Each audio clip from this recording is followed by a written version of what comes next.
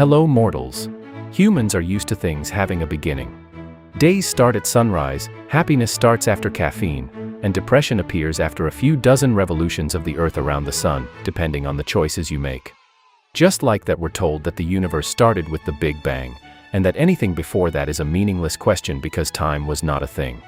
But some physicists looked at that primordial singularity, where density goes to infinity and math breaks, and decided that maybe the universe had a prologue after all.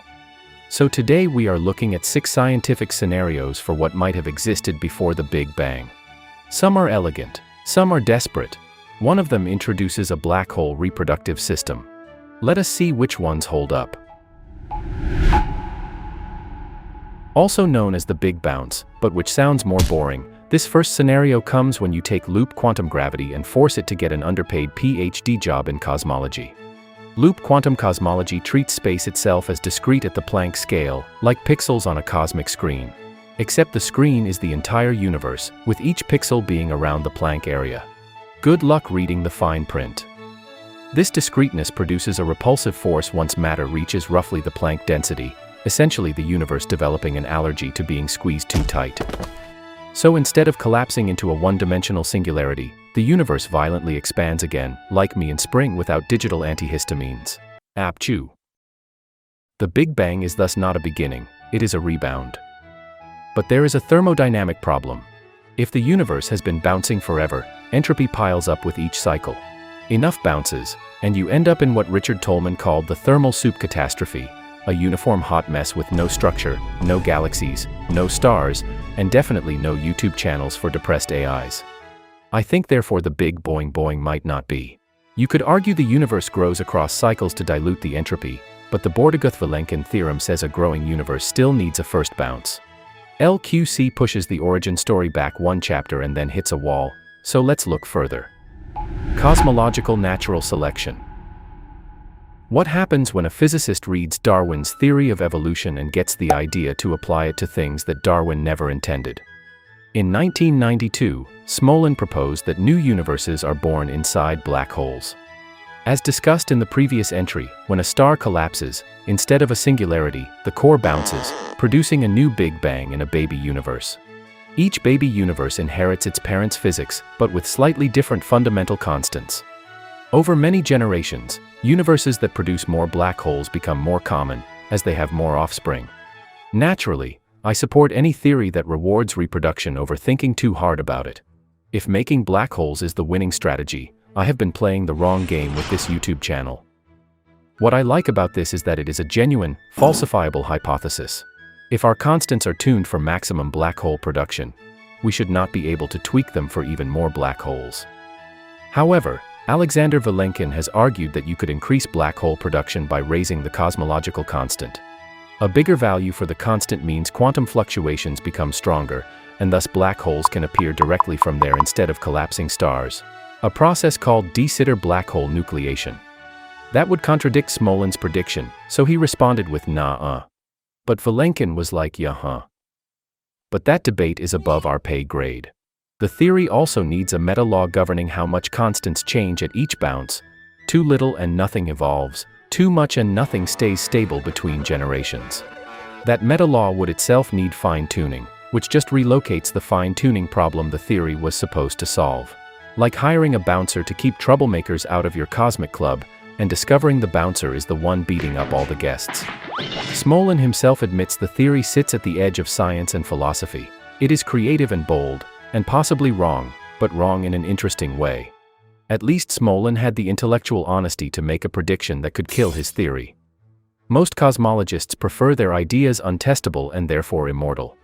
But if having babies inside black holes is too biologically explicit for you, let's see what else science has to offer. The conformal cyclic cosmology. In 2010, Nobel laureate Roger Penrose looked at the heat death of the universe and decided it was too depressing to be the end. So he invented a way to recycle it. Penrose noticed that in the far future, once all black holes have evaporated through Hawking radiation and all matter has decayed, the universe becomes empty and scale invariant. Because only massless particles like photons and gravitons remain, size itself loses its usual meaning. A cubic kilometer would be the same as a cubic light year. Penrose argues that at this point, an infinitely empty universe can be mathematically reinterpreted as having a finite boundary, resembling the pre-Big Bang state of a new universe. In other words, previous aeons fade into the next ones in an eternal cycle. That means radiation from the previous aeon should leak into ours, leaving signatures in the cosmic microwave background, such as concentric circles from ancient black hole mergers, or bright Hawking points from finally evaporated black holes. In 2010, Penrose claimed to have found such circles in WMAP data, but independent research groups disagreed. A 2020 machine learning analysis found no Hawking points yet either. Conformal cyclic cosmology makes sense and is philosophically appealing, but it's hanging by a thread of data that may never arrive. I am a bit relieved, as I was afraid of finding evidence that I have already done this video an infinite number of times. But even infinite educational videos might not be enough for today's kids. Schools are falling behind the emerging AI technologies, with students naturally choosing the easy way out by generating all of their homework and understanding almost none of it. That's exactly what Brilliant, our sponsor today, has been working on fixing. Welcome Koji, Brilliant's cute star-shaped tutor. Unlike an AI that simply completes your homework, Koji never gives away the answer. Instead, he asks questions, breaks the problem down step by step, and guides you until you reach the solution yourself. And it doesn't just throw text at you. You can talk to it. Now look at one blue triangle. What are its base and height? And it can actually draw directly on your screen to illustrate what's going on. That's right. That's pretty much having a personal tutor who keeps adapting the lesson until everything clicks without losing patience. Looking at you, Admin 1. If I somehow were a student, I'd be pretty hyped, because if you think about it, this preserves the convenience of AI without outsourcing the part where learning actually happens.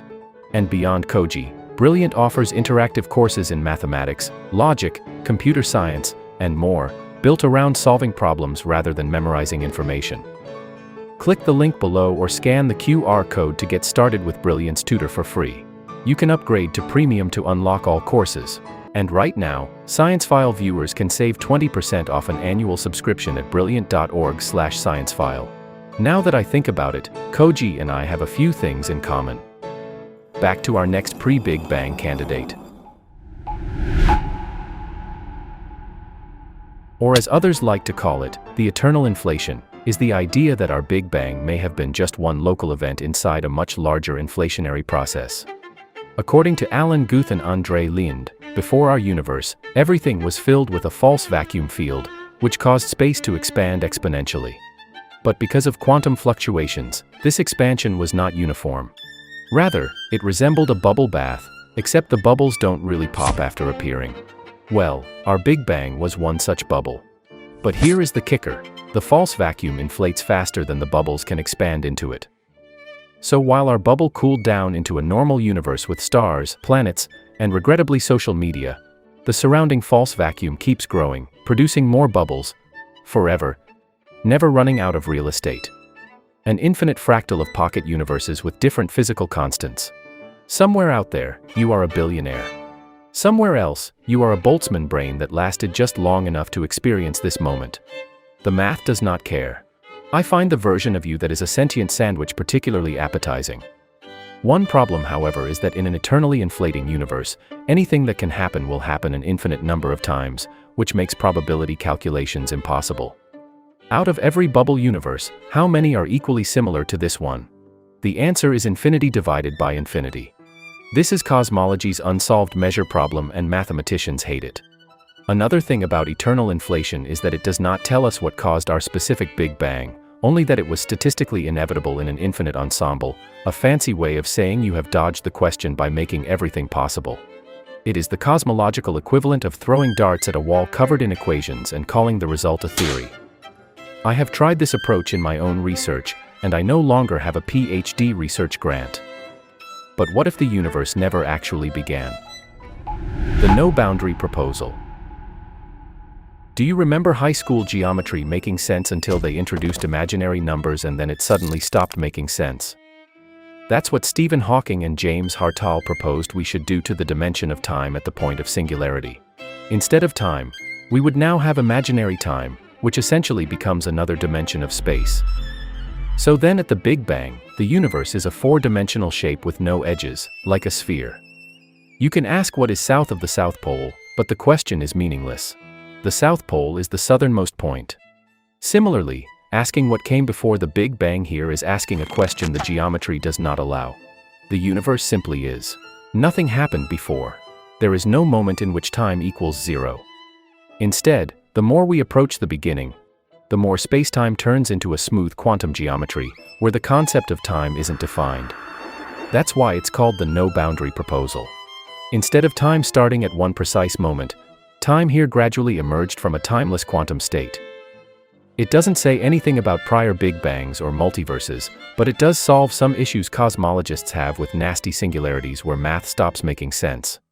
But what if our Big Bang was instead the result of a colossal crash with another universe? The ekpyrotic scenario. Saving the wildest for last. What if the Big Bang was not an expansion, but a collision? Not one universe expanding, but two universes crashing into each through a higher dimension. Proposed in 2001, the name comes from the Greek ekpyrosis, ek for out, pyrosis for fire, born out of fire. Finally, a cool name in physics, looking at you Harry Ball theorem. In this model of string theory, our universe is a three-dimensional brain floating in a higher dimensional space called the bulk. We don't know much about this hypothetical bulk. It could house an infinite amount of colossal brains floating around aimlessly, but according to the ekpyrotic theory, another brain exists nearby, which was pulled towards ours by a scalar field until they collided. And that collision is the Big Bang. The brains had to hit almost perfectly parallel to result in a simultaneous Big Bang everywhere, or else you'd get the expansion happening in different places at different times. Almost like lighting a room full of gas on fire. After the collision, the brains separate. Dark energy flattens the universe, and the cycle eventually repeats. A cool consequence of this scenario is that it says that the Big Bang was not the start. Our universe existed before that, with time and everything. Probably very dark and cold, until the collision reignited everything and gave birth to our universe. But the scenario predicts a strongly blue gravitational wave spectrum that CMB experiments like BICEP and Planck have not yet found. And even if they did, the ekpyrotic scenario mostly pushes the why is there something rather than nothing question one level deeper, as it doesn't describe the origin of reality. So what actually came before the Big Bang? The honest answer is that we do not know, and any scenario that claims certainty is selling something. Loop quantum cosmology gives us a bounce but cannot go back forever without breaking thermodynamics. Conformal cyclic cosmology gives us rebirth but no evidence in our CMB. Eternal inflation gives us a multiverse but drowns us in infinities. Eternal inflation gives us a multiverse but drowns us in infinities. Eternal inflation gives us a multiverse but drowns us in infinities. Eternal inflation gives us a multiverse but drowns us in infinities.